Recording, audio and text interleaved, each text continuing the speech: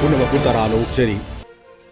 हौजिक चथरिबा FIFA world cup निसिंगनि कुंतरुकी सानकीबगी समलकपा पाउदम न्यूज लाइव की माइकैदगी मियामदा पाउदम जरी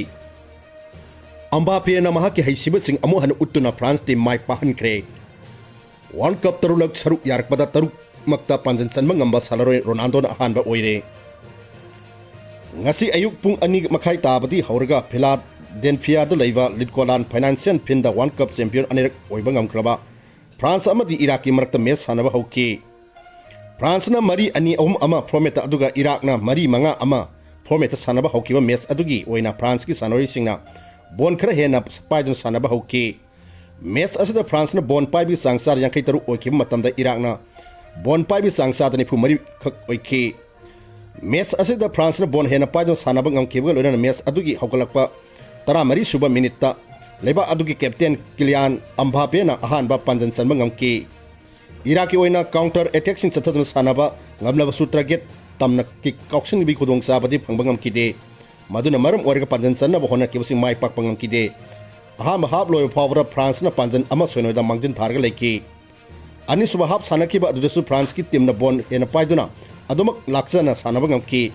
match adugi yankhai mari suba minute Mbappe na mahaki amadi team agi ani suba panjan sanbang ngamduna panjan ani soino da mangjin tharga leki match adugi humputaruk suba minute France ki o debelana team gi suba panjan sanbang ngamki leba ani nakkan momong da lamba tawna kiba adugi apiba aroiba matam phawgi Iraqi maikai digi pansin amatta sanbang ngamkidamna maram oirga match adu France na panjan soino da mai pakki match asda France na phajana sutrampan kawbangam kiba manungda Iraq na mari khaktamak kawbangam ki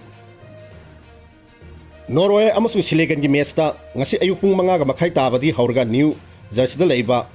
MetLife Stadium da Norway amasung Silegan gi marakta match sanaba hauki Norway na mari ama ani ahum formata aduga Senegal na mari ahum formata sanaba haukiba match adugi oina Senegal gi sanari singa bon khara hena paidon sanaba ngamki match asila Senegal na bon paibi sangsa da yankai tare oikiba matamda Norway na bon paibi sangsa da ni fu humdoi khak oiki Senegal na bon hena paiduna sanaba ngamlabasu Norway na match adugi ahan panjan sanba ngamki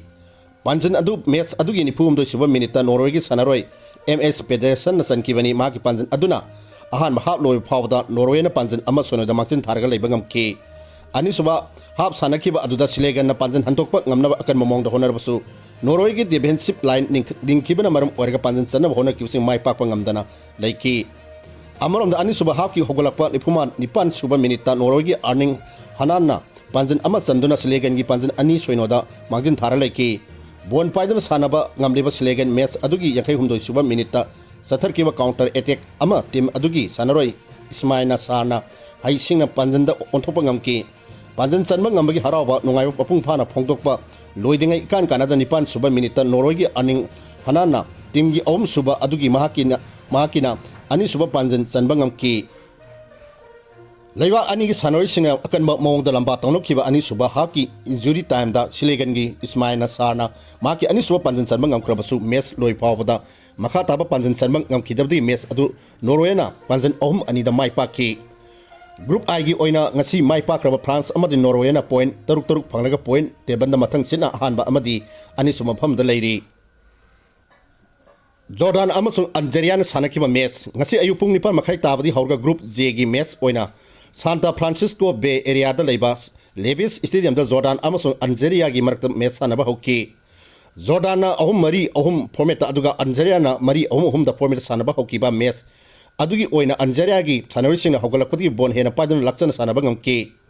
match asida Algeria na bon paibi gi sangsa da humdrama oikraba matamda Jordan na bon paibi sangsa da kuma khatama oiki leiba anina akan momong da na batawno kiba match aduda Algeria na bon hena paiduna salakchana sanaba ngamlabasu Jordan ahan ba panjan sanba ngamki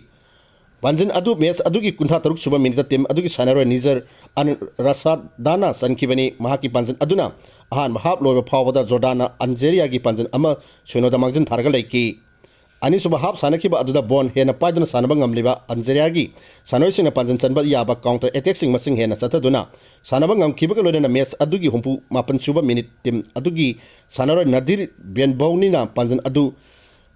equalize tawduna panjan amamamda manana laiki makhatana sanakiba match adugi marphugani thoi suba minute Algeria gi Armine Gorina panjan ama चनबा ngamki match loi fawda Jordan gi maikai gi makha taba pansin चनबा ngamkidabana maram oirga match adu Algeria na pansin ani amada mai paki Group J gi oina ngasi mai pakraba Algeria gi point tebanda point ohum phanglaga ohum sumafam da leiri aduga Argentina na amasung Australia na point tebanda mathang sina ahanba amadi ani sumafam kandul leiri Portugal amasung Uzbekistan sanabki gi match ngasi numidang pung taraga makhai tabdi haurga huisten da leiva NRG stadium da Portugal amasung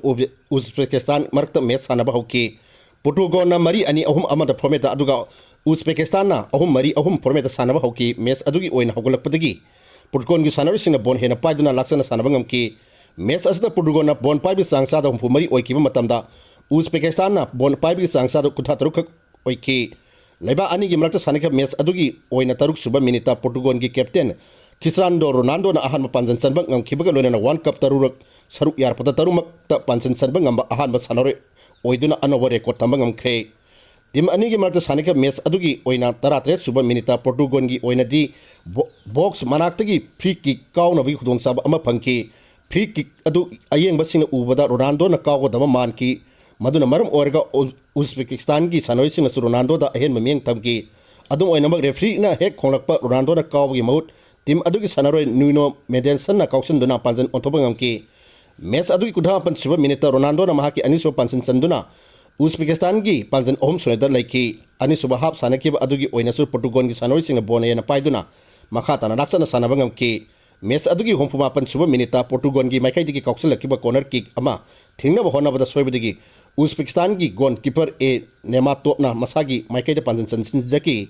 mahagi panjan aduna Portugal gi panjan mari soino da mangjin tharga laiki match adugi marpuga taret minita Portugal gi sanaroi Arnio na makata na panjan ama chanba ngamki match gi apiba aroiba matam phawda Uzbekistan gi maikai digi panjan amata chanba ngamki dabna maram oirga match adu Portugal na panjan manga soino da mai pakna matung group K gi point tebada point mari phangduna khaidi makok thona leiba ngamni haukiba kumja ni singani tarukta ihan hana World Cup ta Ronaldo sanaba horkibani hariba edition adudagi haurga kumja ni singani kuntor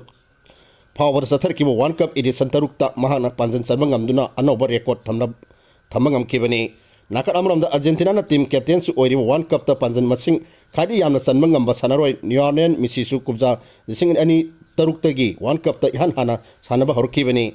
maksu World Cup ki edition taruk sanare adubu haugi in kumja ni singani tara South Africa na yumbu oiduna pangthokiba World Cup da panjan amata chanba ngamhogdabadi anoba record asina mahana thamma ngamkidabani ngasigi oina FIFA World Cup inisingani kontroki sanakibagi samnapa paodam matang asta lusinjari amu makha tarpada manipugi sanabi pawpijari TKWA Trophy wangwei FC na IMFC aduga pore khongjina FC na G5 herok thoikre Tentha Khongban Welfare Association Tawana Sinduna Tentha da leiba multiplex ground da sathariba Tawa Phubon Festival nisingani kontroki ngasi sanakiba tongan matching da wangwei FC na IMFC aduga pore khongjin FC na G5 herok thoikre ngasi nungthin pung 3:30 tabadi horga IMFC amasu wangwei FC gi markta match sanaba hauki tim ani gi markta sanake match adu dagi oina hogolakpadagi nakan ani makki sanoi sing na sangsatta bon paibi sang manana sanaba ngamki maduna maram orga amana amabu laksan na control tawduna sanaba hona kiba singmai pakpa ngamkide nakan ani na akan momong da namba tawna kiba adugi kumari suba minita IMFC gi akasna panjan ama chanba ngamkiba ga loina ahan bahap loi phawada panjan ama sonoi da mangjin tharaga leiki ani suba hap sanakiba adugi hogolakpa kuthama tu suba minita wangoi FC gi pritam na panjan ama chanba ngamkibadagi nakan ani na panjan ama mamda manana leiki makata na sanakiba match adugi lemhoriba minute sing tim ani maki sanoi sing makha tawada panjan sing chanba ngamlabgi damak makoi gi heisibu sing mapung phana uthotuna sanaki match adugi nifuma tu suba minita wangoi FC gi bipinna makoi gi team gi ani suba panjan chanba ngamki IMFC gi maikai degi makoi gi mayokta sanction kiba panjan adu hantokpa ngamna counter attack sing chathaduna sanaba horki match gi apiba aroi matam phawada IMFC gi oina makha tawa panjan chanba ngamki dabdagi match adu wangoi FC na panjan ani amada mai paki sanakiba match adugi man of the match ki title na wangoi FC gi bipinna taki match asida IMFC gi sanaroi sajinbu referee na yellow card ama book tawki ngasi nungthin pung 3:30 tabadi haurga G5 hero amasung poroi kongjin FC gi marakta match sanaba hauki tim ani gi marakta sanakiba match adugi ओइना पोरक होंजिंग की FC की सानोइसिंग bone खरे हेना पाइदुन सानबा ngamki match Asit पोरक होंजिन FC ना bone हेना पाइदुन सानबा ngamnabsu ahanba hap loy pawbada team animangna panjin amata sanaba ngamdran daiki ani suba hap sanakiba adugi kutha matui suba minita पोरक होंजिन FC की diamond ना अहान पंजन चनबा ngamki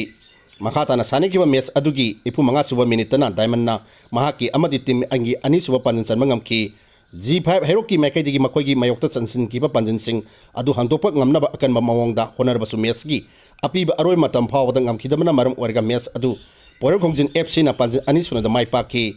match azida G5 hero ki sanaroi ohum aduga Porok Hongjin gi FC gi sanaroi ani da yellow card book tawki Bishnupur District Olympic Games की मतान खना खरे मथंग थागे अनि सुबह सयोंदी हौरका पांगथोक न बगी दमद हुजे हुजे सेम साबगी थबक सथरीब अहानबा बिशनपुर District Olympic Games की मतांदा मणिपुर नेगा की Youth Affairs and Sport Minister Gomitas Kotoजना मयाई तांगमन लौरगा खना नेबी मिफम अमा पांगथोखिबगा लोइना सेम सारिबसिंग अदुगी मतांगदा हक्थेंगना यंगसिनखरे मतांग आदा ngasi oina FIBA World Cup nising ani kuntaru amadi Manipur gi sanabagi paudam piba dosenjari MM News Live Channel bumiyang tabir khwai punamapu amuka hanna kurum jari